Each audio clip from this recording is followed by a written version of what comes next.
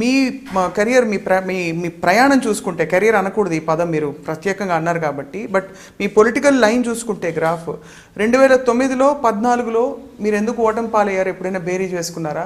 మధ్యలో వచ్చిన ఒక హవాలో మీరు ఎలా గెలిచారు? అప్పుడు ఏం వర్కౌట్ అయింది, ఇప్పుడు ఏమి అనుకూలించలేదు అనే అంశం మీరేమన్నా? అంటే 2009 ఎలక్షన్స్ అప్పటికే మన నిజానికంటే మీరు దీన్ని కూడా అర్థం చేసుకోవాలి. రాజశేఖర రెడ్డి గారు నన్ను 89వ సంవత్సరం నుంచి నేను ఎమ్మెల్యేగా చూడాలన్నది ఆయన కోరిక, నా కోరిక కాదు.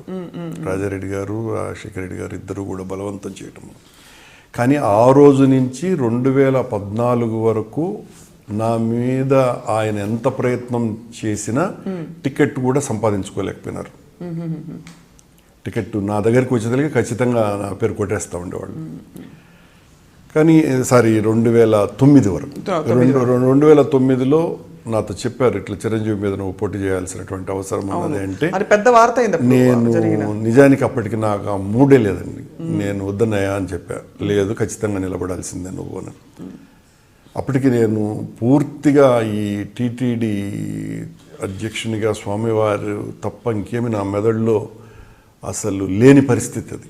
అప్పటికి నేను నా పదవి కాలం అయిపోయినప్పటికీ కూడా నన్ను నుంచి బయటికి రాలేకపోయినాను. నేను దాని నుండి నేను నిలబడినన్నా కూడా ఖచ్చితంగా నిలబడాను. నాకు రాజశేఖర రెడ్డి గారు ఏం చెప్తే అది వేదం.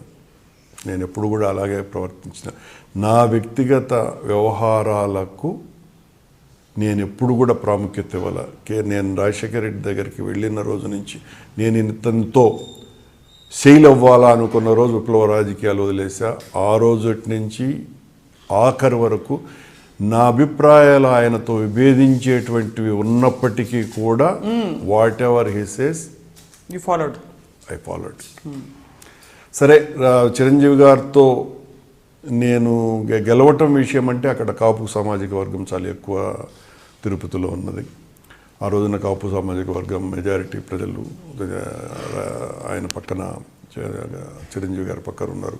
దానికి తోడు మా వాళ్ళు, నాకు సంబంధించినటువంటి వాళ్ళు ఏదో ఒక గొడవ చేయటం, అది నాకు పూర్తిగా ప్రమేయం లేనటువంటి విషయం. ఆ కారణంగా కూడా నేను అప్పుడు ఓడిపోవటం జరిగిందమ్మ. 2014లో మోడీ గారు, చంద్రబాబు గారు, పవన్ కళ్యాణ్ గారు, వీళ్ళు ముగ్గురు, ముఖ్యంగా మోడీ గారు 10 సంవత్సరాలు ప్రత్యేక హోదా ఇస్తానని ప్రకటన చేసింది తిరుపతిలో. కాదు, 15 సంవత్సరాలు కావాలని చెప్పింది తిరుపతిలో.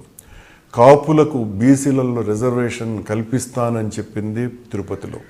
డ్వాక్రా మహిళలకు అందరికీ కూడా రుణమాఫీ చేస్తానని చెప్పింది తిరుపతిలో. ఎల్కేజీ నుంచి పీజీ వరకు విద్యార్థులకు అందరికీ కూడా ఉచిత విద్య ఇస్తాను, సైకిళ్ళు ఇస్తాను, ల్యాప్టాప్లు ఇస్తాను, ఐపాడ్లు ఇస్తాను అని చెప్పింది తిరుపతిలో. బలహీన వర్గాలకంతా కూడా ప్రతి సంవత్సరము 10,000 కోట్ల రూపాయలు బడ్జెట్లో కేటాయింపులు జరుపుతాను అని చెప్పింది కూడా అదే సభలోనే. ఇవన్నీ తిరుపతిలో ఇవ్వడం వల్ల ఇవన్నీ కూడా దాదాపు తిరుపతి నుంచి 1,00,000 మందిని సమీకరించి జరిపినటువంటి సభ. నేరుగా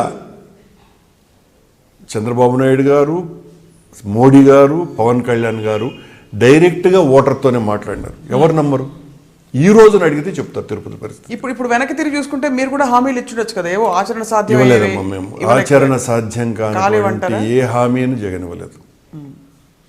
కాబట్టి ఈ ప్రలోభాలకి ఆ వేవ్ లో ప్రలోభము అని అంత పెద్ద వాళ్ళలోనైనారని చెప్పను కానీ మోసపూరితమైనటువంటి వాగ్దానాలు మాత్రం చంద్రబాబు గారు చేశారు.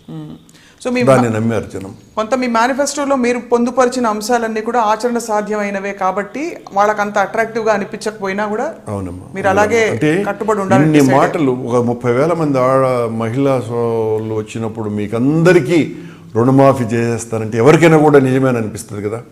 ఖచ్చితంగా చేస్తాడు ఇతను వస్తే.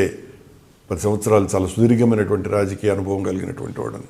ఆ 15 సంవత్సరాలు ఇప్పుడు రోజు టీవీలలో చూస్తూ ఉంటాం మనం. 10 సంవత్సరాలని చంద్రబాబు నాయుడు అనగానే 15 సంవత్సరాలు కావాలి మాకు అని. అది కూడా స్వామివారి పాదాల సాక్షిగా అని ప్రమాణం చేసి మరీ ఆ ఉపన్యాసాలు చేశారు వాళ్ళు. సో ఇప్పుడు ఒక విధంగా చూస్తే అది కంప్లీట్గా రివర్స్ అయింది పరిస్థితి. పూర్తిగా రివర్స్ అయింది. పూర్తిగా రండి. సో ఇప్పటి పరిస్థితుల్లో, రాజకీయ పరిస్థితుల్లో పవన్ కళ్యాణ్ అనే వ్యక్తిని మీరు శక్తిగా చూస్తారా, వ్యక్తిగా చూస్తారా? మీ పార్టీ అంటే అది ఇప్పుడే అంచనా వేయలేమమ్మా. ఆయన ఇప్పటి వరకు పార్టీని నిర్మాణాత్మకమైనటువంటి రీతిలో తీసుకువెళ్ళటంలో మొన్న జరిగినటువంటి తిరుపతి సభ కానీ, కాకినాడ సభలో అంటే అది విజయవంతం అయిందని భావిస్తారా సార్, లేకపోతే మీరు? అంటే పవన్ కళ్యాణ్ లాంటి వ్యక్తి సభ జరిపినప్పుడు జనం రావటం అన్నది పెద్ద ఆశ్చర్యకరమైనటువంటి విషయం ఏమీ కాదు. చిరంజీవి గారికి అంతకంటే ఎక్కువ వచ్చారు. పార్టీ అనగానే నిర్మాణం, వ్యక్తి ఏ రకంగా అయినా ఉండొచ్చును. పార్టీ అన్నది ప్రారంభించిన తర్వాత అనేక మంది యొక్క కూటమి అది. అక్కడ రకరకాలైనటువంటి ఆలోచనలు ఉంటాయి. వాటిలన్నింటినీ పొందిక చేసుకోవాలి, వాళ్ళ అభిప్రాయాలను గౌరవించాలి. డిక్టేటర్గా ఉన్నటువంటి వాడు గౌరవించలేకపోవచ్చు, అప్పుడే పతనం ప్రారంభమవచ్చు.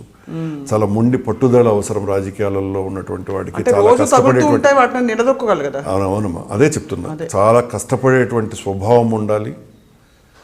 దేనికైనా, ఏ నష్టానికైనా సిద్ధపడేటువంటి లక్షణము ఉండాలి. అవన్నీ ఇప్పుడే మనం పవన్ గురించి అంచనా వేయటం కష్టం. పవన్ కళ్యాణ్ గురించి ఇప్పుడే కామెంట్ చేయకపోవడం ఇది వ్యూహాత్మక మౌనం అని కొంతమంది విశ్లేషకులు భావిస్తున్నారు. అంటే ఏమంటే ఏ ఓట్ బ్యాంక్ ఎట్టుపోతుందో అని. వ్యూహాత్మకమైనటువంటి మాటలు మాట్లాడినట్టు మీకు అనిపించిందా? నాకు వ్యక్తిగతంగా అనిపించకపోవచ్చు, ఇది విశ్లేషకులు. మీకు అనిపిస్తే మన అభిప్రాయం మిగతా వాళ్ళకందరికీ అది మనసుతో నుంచి వచ్చిందా, లేకపోతే ఏదో వ్యూహాత్మక మౌనంతో నటించటం వల్ల వచ్చిందా అనేది అర్థమవుతుంది అనుకుంటున్నాను. ఇప్పుడు మీ దృష్టిలో సార్, అంటే ఈ టాపిక్ క్లోజ్ చేసే ముందు, ఈ కాపుల రిజర్వేషన్ ఇష్యూ తెరపై ఉన్న నేపథ్యంలో చిరంజీవి గారు, పవన్ కళ్యాణ్ గారు వీళ్ళ ఓట్లు కానీ వీళ్ళ మద్దతు ఎటు వెళ్తుందని మీరు భావిస్తున్నారు? మీరు కూడా రాజకీయాలు గమనిస్తున్న ఒక వ్యక్తిగా, ఒక పార్టీలో కీలక పదవి ఉన్న వ్యక్తిగా మిమ్మల్ని అడుగుతున్నాం. అంటే పవన్ కళ్యాణ్ గారు ఇంకా నేను కేవలం కాపుల మద్దతు అని చెప్పుకోవటానికి కూడా భయపడిపోతున్నారు. నేను అందరి వాడినానని ఉన్నవాళ్ళని కూడా పోగొట్టుకుంటున్నాడేమో అన్నటువంటిది నా అభిప్రాయం. అయినా ఇప్పటికిప్పుడే ఆయన మీద ఏ అంచనా వేయటం కూడా చాలా కష్టం అవుతుంది. ఎందువల్లంటే మొన్న సభలో ఒక రోజునేమో ఒక సభలో నేను బహిరంగ సభలు కంటిన్యూగా పెడతానని చెప్పి, కాకినాడ సభలో మరుసటి రోజు ఎవరో అబ్బాయి ఒకతను సరిపోగానే కానీ పెద్ద సభలు జరపనని చెప్పి, ఎవరి మీద ఒత్తిడి పెట్టాలో అర్థం కాకుండా మీరెవరూ చేత కాకపోతే నా దగ్గరికి రండి, రాజకీయాలలో అలా ఉండరండి. నువ్వేమీ అండపిండ బ్రహ్మాండమైనంత వ్యక్తివి కాదు, నువ్వే కాదు, ప్రపంచంలో ఎవడు కూడా అంతటి వాడు పుట్టల ఇప్పటి వరకు. ఎవరికి చేత కాకపోతే నా దగ్గరికి రండి అని చెప్పటం అది రాజకీయ నాయకుని లక్షణం కానే కాదు. అది ఆ లక్షణం మొదట ఆయన తెలుసుకోవాల్సినటువంటి అవసరం ఉన్నది. కొంచెం దొరతనం అని కూడా అన్నాను, కానీ తెలియనితనం అనటం బెటర్. ఎందుకంటే ఆయనకు దొరతనం ఉందని నేను అనుకోవట్లా, తెలియనితనం. అంటే రాజకీయాలకు సంబంధించి ఇంకా బాల్యారిష్టంలోనే ఉన్నాడని అనుకుంటున్నాను. ఓకే, చాలా సున్నితమైన మనస్కులైన మీరు అప్పుడప్పుడు కొన్ని సందర్భాల్లో, మొన్న ఫర్ ఎగ్జాంపుల్ ఆంధ్రప్రదేశ్ ముఖ్యమంత్రిని మీరు కొన్ని మాటలు అనవలసి వచ్చింది. ఆయన ఇంటి పేరు మోసం.